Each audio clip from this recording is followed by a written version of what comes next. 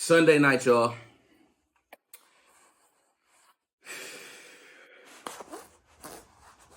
We've had a hell of a weekend, ain't we?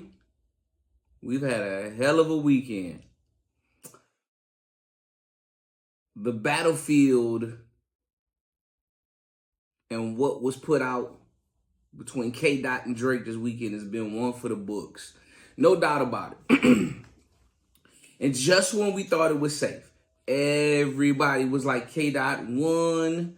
He just dropped another banger, not like Us Saturday, which I thought the beat was mid. Other people like it, but, whatever. Drake. Oh, and then Metro dropped BBL Drizzy beat and offered it for anybody to rap on, and the best one would get a free Metro beat. So he literally took Drake's advice and shut up and made some drums. But either way, the beat is dope anyway. Like, he's a talented producer, so I'm not going to take anything away from him. But just like Rocky, when you counting them out, Drake emerges ready to keep swinging, okay? He drops the Heart Part 6.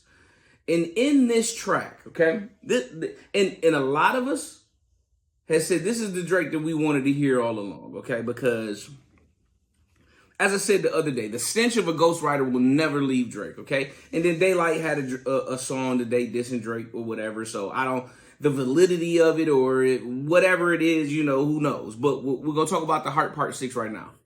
And basically, in the dark piano production of this song, Drake basically lets the world know and Kendrick know that we baited you into the whole Meet the Graham situation. We fabricated the daughter. We made up in the cover art. And on the cover art, if you look at the cover art, I'm going to put it up behind me, right? It's some Maybach gloves, some Ozempic, a shirt that says Shorty on it, which is a jab at K. Dot, which is hilarious. A wedding ring receipt, which points at the engagement or the / marriage to his, we don't know the status of the relationship with the young lady Whitney, but also on this track he alludes that, hey man, like, you ain't seen your kids in a minute. We know because your youngest is really somebody else's that was one of the top dogs at Top Dog, right? And this is the Drake we want to hear, man. But he also goes on to say that, listen, we get it that you're really attacking this pedophile angle because even on Mr. Morale, you confess that you were a victim of, which is no laughing matter by any stretch, right? And he further goes on to say that in a strange twist of events, you're saying death to predators and pedophiles, but you also stood on business for R. Kelly and said that they took his music down and you would take yours down too. Life comes at you fast, right? And I think this is it for Drake. I think that this is all you gonna get out of me. I'm about to go back to doing my thing. And I'm okay with that. I think that we're at a point where everything that's gonna be said has been said. Also on the track, he said, like, you didn't do any work, you didn't have any traction for real since the last project. So this is all a build up to drop a project, which, smart business. You should. I'm a K-Dot fan. I appreciate his work, but he doesn't put out enough work. And I think this is what the fans want to hear you, right? And this is what I say to tie everything up, right? Who knows if K-Dot is going to respond now, right? But, and it's interesting, Van Lathan has said something. Even if everything that Drake is saying about Kendrick is true, most people won't want to believe it because of how they view Kendrick. And on the flip, because Drake has been successful for so long, and then there's been questionable things. I mean, here's the thing. I don't know why you did the blackface thing. All right. Um, I remember Tommy Davidson and the tap dancer cat did it in the movie Bamboozled. So but I don't know why you would ever do that. Like, there's nothing that would make me be like, let me do blackface. So that was weird in itself, right? But I think that is also a reflection of when you are winning and dominating for so long, people will start to hate you for it, right? So I think that's some of that. And who knows, you probably have done some super questionable stuff amongst people, which you're gonna be a villain in somebody's story somewhere, whether you Drake or you the person who work at the gas station. Like, you're gonna be a villain in somebody's story no matter what. But I think it's time for Drake to kind of take a break for a nice minute, right? Take a break for a nice minute. Let the game miss you, right? Because you never know what you got till it's gone, right? People despise Tom Brady because he won so much, you know? People despise Golden State because they were winning, right? Even LeBron James to a degree, because of his career and the things that he's done, you know, hate him or love him, he's been consistent, right? And he's done it for a long time. And when you're dominant at something for a long time, some people won't like that, right? And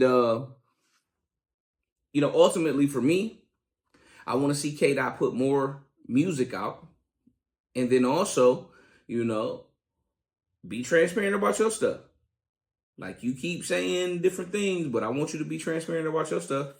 And I don't say that to say that I don't appreciate everything that Kendrick has done in this war or battle or beef or however you want to frame it, because I think that, you know, I think they motivated each other. A lot of people have said that they agree, they understand why J. Cole backed out. That's still a choice. I don't agree with the choice, but like, if that's what makes you sleep better at night, dog, I salute you for it, right? The fall off better be incredible. I know that for a fact. And I will review it. I'm gonna review it. But this last one, Heartbeat 6, is pretty dope. And if you have a Drake bias, you can't really front on this record. You can't really front on the last record either. I get some people didn't like push-ups. I didn't like Taylor Made or like that. Like, I didn't even, but you can't front on these last two records. And while I said yesterday that the stench of a ghostwriter will never leave Drake, I wonder why other people don't get the same treatment. We all know that Kanye does not write his own stuff, and he hasn't for a long time, with several different ghostwriters. But we never get that ghostwriter stench on him. And he's literally told you, I'm the best hip hop person of all time. I'm a god. I'm this. I'm that. And is it because he make beats that he gets the pass? From my recollection, Heavy D wrote some stuff for Biggie Smalls. Does that make Biggie Smalls less hip hop? I mean, there's an industry of ghostwriters because people are using them, right? And while I can understand that your viewpoint is you can't say that you're the best if you use a ghostwriter, right? I get it. But I think that you would be surprised at the amount of your favorites that have used ghostwriters. And that stench is never going to leave him, no matter what he does. And I think that his best move now is to take a nice little break. Nice little break. Like, take 2 years off. Do a feature here and there, whatever, but take 2 years off and really start making music that's in alignment with your life and where you at or where you want to go. Because I think that you misstep trying to connect to a younger audience that you are so far removed, or at least try to find a bridge to that gap that makes sense. But I've enjoyed it. I think that we should be done at this point. Some people will point out and say Kendrick won because of sheer volume. Some people will say that Drake won. And I think ultimately we all have won. That's my thing. I think that we have all won because we've had a chance to experience this. And I hate to be this one, but I come from an era where we had to wait for responses. There was no real-time responses via social media, via the news or anything like YouTube, none of that. You had to wait for a mixtape to drop or a project to drop or something else that was just like a special release.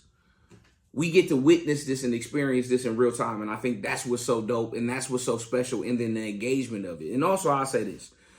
Shout out to Vince Staples, because he has been highlighting that, listen, our industry is being under attack because of these things, and we're not putting the proper energy in place. But the thing that I say to that is that we need to utilize technology in our social currency to the best of its ability. Like, if you have all of these tools at your disposal as an artist, there's no excuse, zero excuse why you shouldn't be getting after it. Okay.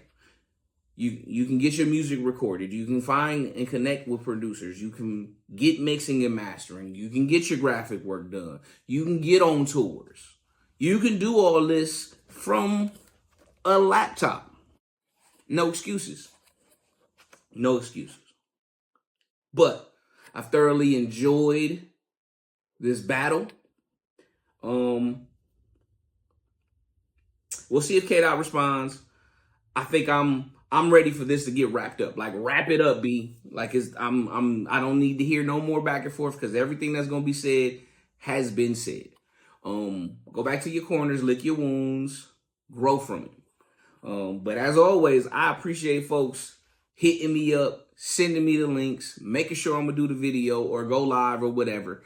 It's been an incredible weekend, man. It's been an incredible month. I've enjoyed doing these things, and I've done that so much so that we're gonna continue to do this. And I can't jump off too many details right now, but big things are coming soon. All right, big things. All right, we're gonna get it popping. So on that note, I'm gonna shut this thing down. I appreciate y'all. Share it. And listen, I gotta get my numbers up, y'all. YouTube, Instagram, TikTok, all that. If you haven't liked it, subscribe to it. Do that for me. Not now, but right now. I appreciate y'all.